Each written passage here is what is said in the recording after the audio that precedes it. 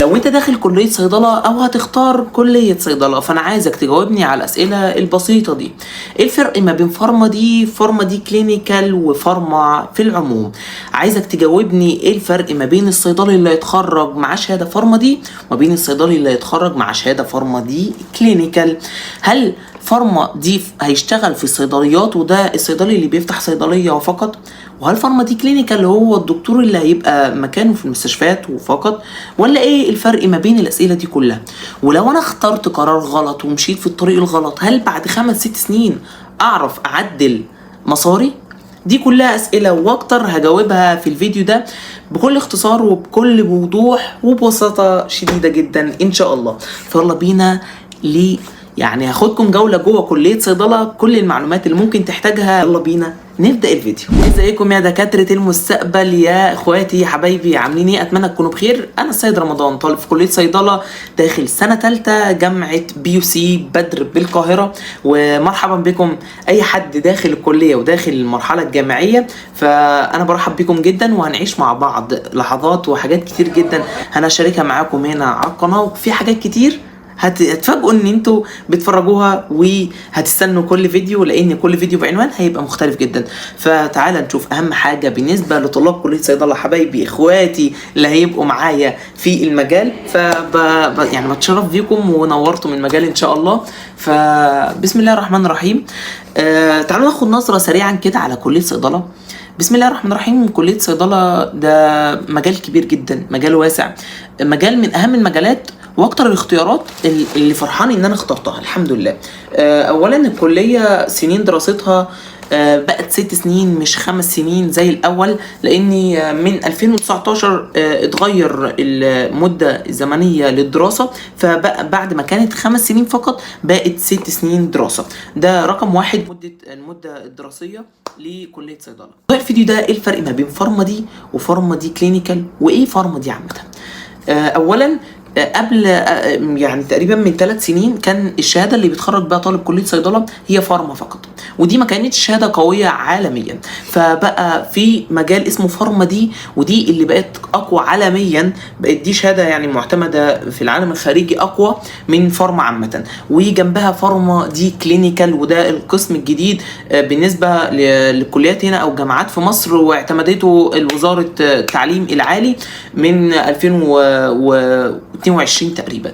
فانا جاي اكلمكم النهارده في الفرق ما بين فارما دي وفارما دي كلينيكال، لان فارما عامه خلاص انتهت تقريبا من 2019، اخر دفعه متخرجه من 4 سنين. دلوقتي كل الدفعات اللي بتتخرج اما فارما دي اما فارما دي كلينيكال.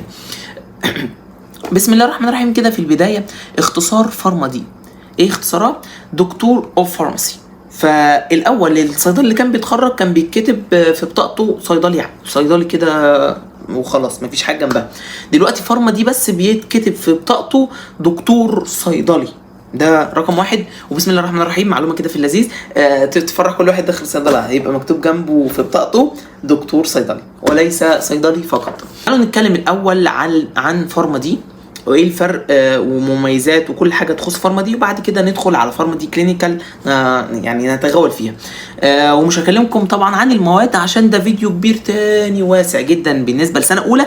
ومش ناسي حبايبي اخواتي بتوع سنه تانية السنه دي اللي هم كانوا معايا من سنه اولى السنه اللي فاتت. وطبعا يعني اتمنى تكتبوا في التعليقات انا عملت معاكم ايه في سنه اولى، وكنت ازاي معاكم في الميد ترم وفي العملي وحاجات كتير. وطبعا اخواتي اللي داخلين سنه ثالثه وانا كنت في سنه تانية، فطبعا برضو عملت معاهم شغل جامد جدا.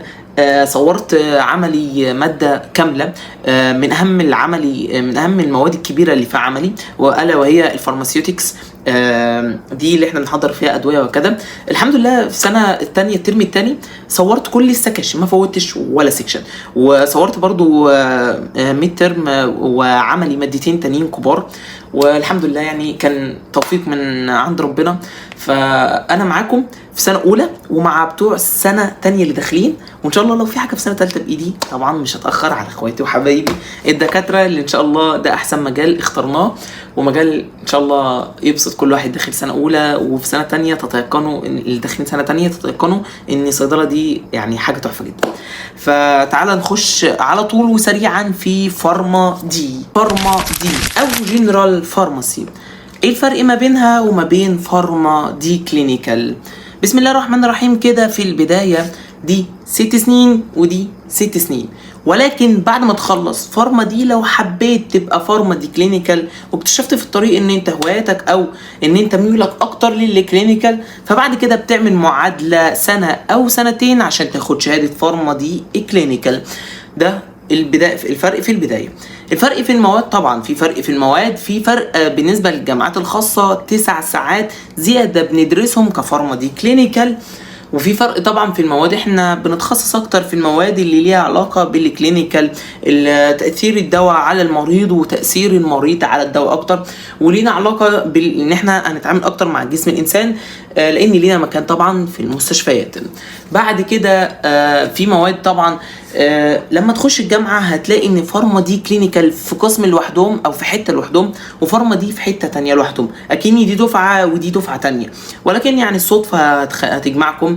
زي مثلا الاي بي اس اف، اتحاد طلبة لكلية الصيدلة، جمعنا في فارما دي. ده تقريبا كان السبب الوحيد ان هو يجمعنا في فارما دي، غير ان انت طبعا بتشوفهم في كلية صيدلة وانت طالع وانت نازل، ولكن كسكاشن كمحاضرات كل واحد مع نفسه كفارما دي او فارما دي كلينيكال، فتحس ان دي دفعة ودي دفعة تانية خالص. قلنا عدد السنين، قلنا الاختلاف طبعا في اختلاف في المواد. ايه تاني؟ بعد ما تتخرج هل انت كفارما دي ليك شغل في المستشفيات؟ لا. فارما دي طبعا ليه اقسام كتير. صيدليات، ان انت تفتح صيدليتين كحد اقصى، مفيش اكتر من صيدليتين. ممكن تشتغل طبعا في شركات، ممكن تشتغل في مصانع، شركات طبعا كميديكال ريب، ان انت بتعدي على صيدليات او عيادات او مستشفيات تعرض عليهم الدواء ان انت تبع شركه كذا وهكذا. ده الميديكال ريب، ده بالنسبه للشركات. وفي مصانع طبعا، وفي كواليتي كنترول، وفي برضو ان انت تكمل دراسه، تبقى مثلا معيد، او الاكبر ان انت تعمل دكتوراه. ايه موضوع ماجستير ودكتوراه والكلام ده؟ تعالى اشرح لك الحته دي ببساطه سريعا. فكرة الماجستير والدكتوراه، انت كطالب بتتخرج من جامعة او من كلية، سواء ايا كانت كليتك او ايا كانت جامعتك، معاك شهادة اسمها البكالوريوس او بكالوريا ديجري. اوكي تمام. انت بعد كده لو حبيت تكمل تاخد الماجستير بتبقى سنة او سنتين حسب كليتك او حسب دراستك عامة. بعد كده لو جامد قوي بقى وحبيت تبقى دكتور في الجامعة، فبتعمل حاجة اسمها الدكتوراه، ودي طبعا بتبقى شهادة كبيرة جدا. ودي اقوى حاجة، مفيش بعد كده، خلاص مفيش بعد الدكتوراه، انت كده توب التوب ومبروك عليك. فده بالنسبة لي بكالوريوس او بكالوريا. بعد كده ماجستير، بعد كده دكتوراه. كده اتكلمت عن اغلب مجالات فارما دي، وخلاص كده نقدر نقول فارما دي دن.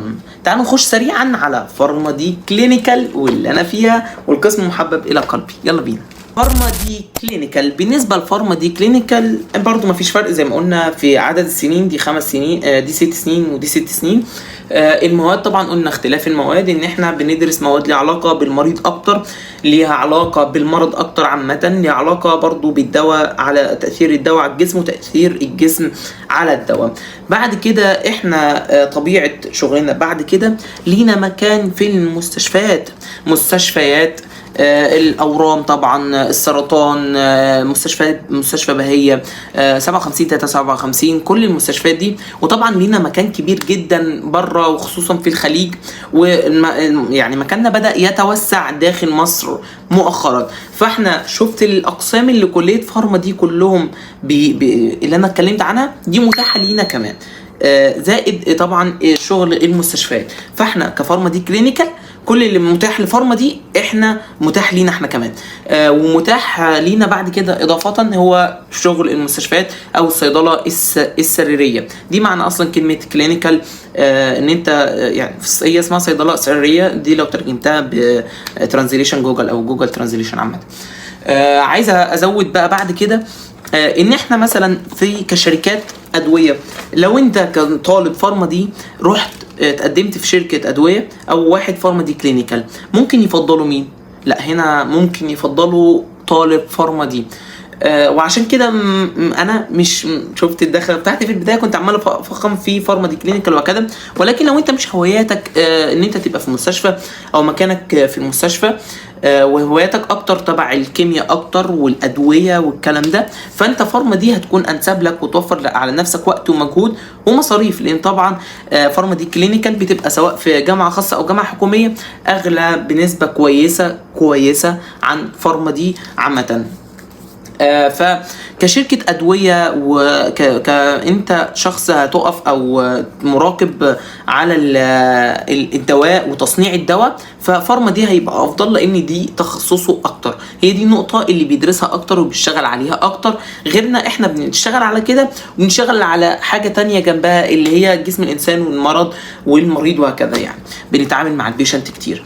فده بالنسبه لفارما دي كلينيكال. ده لميت كل النوتس اللي تشمل فارما دي وفارما دي كلينيكال.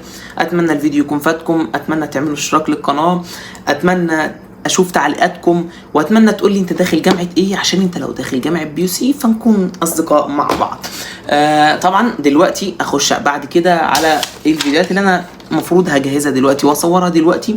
الساعه دلوقتي 3:30 بالليل او كادت تخطط الساعه 3:30. فدلوقتي هنتكلم عن مواد كلية صيدلة سنة أولى بالتفصيل. هكلمك عن كل مادة، ممكن كل مادة تاخد دقيقة أو أكتر، ففيديو متهيألي هيبقى طويل شوية. وطبعا هتكلم صحابي أصدقائي اللي كانوا معايا من سنة أولى اللي هم دلوقتي داخلين سنة تانية، هكلمهم عن مواد سنة تانية وتفاصيل كتير جدا، ودول هيسمعوا مني حكايات كتير جدا لأني أصدقاء مع بعض من سنة أولى. بعد كده هتكلم عن مميزات وعيوب كلية صيدلة، وطبعا بكل وضوح وبكل صراحة، مش عشان أنا في كلية صيدلة. بعد كده الحاجات اللي أنت هتحتاجها وأنت داخل كلية صيدلة، وبس كده. أشوفكم في فيديو أنا صوره دلوقتي بس مش هنزله دلوقتي. سلام.